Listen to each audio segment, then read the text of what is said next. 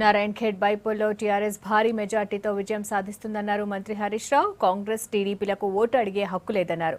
అధికారం ఉన్నప్పుడు ఏం చేయని నేతలు ఇప్పుడు ఏం చేస్తారని ప్రశ్నించారు. నారాయణ్ ఖేడ్లో గతంలో ఎప్పుడూ లేనంత అభివృద్ధి జరిగిందని చెప్పారు. టీయూడబ్ల్యూజే మీట్ ది ప్రెస్ లో పాల్గొన్నారు హరీష్ రావు. ఇప్పుడు లైవ్ చూద్దాం. ఎమ్మెల్యేనే కదనే, అధికార పక్షం కూడా కాదు నేను, మరి మేము చేయగలిగినాం కదా. అంటే ఆ నిజాయితీ చిత్తశుద్ధి నారాయణ్ ఖేడ్లో ఇంతకాలం పరిపాలించిన కాంగ్రెస్ నాయకులకు లేదు. నారాయణ్ ఖేడ్లో ఎమ్మెల్యే వాళ్ళే, ఎంపీ వాళ్ళే, సర్వ అధికారాలు వాళ్ళకే ఇచ్చినాం. అండ్ నారాయణ్ ఖేడ్ నుంచి కేంద్ర ప్రభుత్వం దాకా వాళ్ళ చేతుల్లో ఉన్నప్పుడే ఎందుకు చేయలేదు? కనీస సౌకర్యాలు మీరు వదిలిపెట్టండి, ఒక రోడ్డు అసలు నారాయణ్ ఖేడ్ గలీలో పోదాం బైసాబ్, ఒక జానెట్ మోరి ఉన్నది, గది చేయడానికి మంత్రి పదవి కావాలనా? నేను అంటున్నా, అది చేయడానికి మంత్రి పదవి అవసరమా? టీఆర్ఎస్ ప్రభుత్వం, మన ముఖ్యమంత్రి కేసీఆర్ గారు అధికారం ప్రతిపక్షం అని కాకుండా అన్ని నియోజకవర్గాలను సమదృష్టితో చూస్తాం.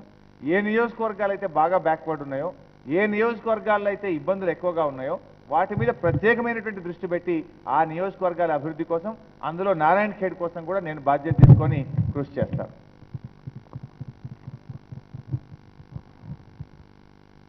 గత 40 సంవత్సరాలుగా నారాయణ్ ఖేడ్ నియోజకవర్గంలో అన్ని ప్రభుత్వాలు ప్రజలు ఆదరించారు.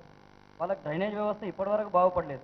ఇప్పుడు ప్రజలు మీ ప్రభుత్వాన్ని ఆదరిస్తూ మీరు ఎలాంటి చర్యలు తీసుకోదలుచుకున్నారు?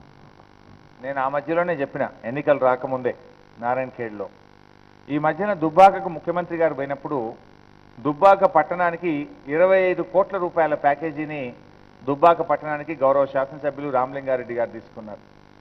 నేను నారాయణ్ ఖేడ్లో ఒక సందర్భంలో చెప్పింటి, నేను నారాయణ్ ఖేడ్ ప్రజల అవసరాలు తీర్చడం కోసం అవసరమైతే ముఖ్యమంత్రి గారు కాళ్ళు మొక్కైనా సరే నారాయణ్ ఖేడ్కు ఒక ప్రత్యేక ప్యాకేజీ సాధిస్తా, ఇక్కడ సమస్యలు పరిష్కరిస్తా అని చెప్పి ఒక సందర్భంలో ఆ నీళ్లు, ఆ బాధ చూసినప్పుడు ఎమోషనల్గా నేను ఒక సందర్భంలో చెప్పడం జరిగింది.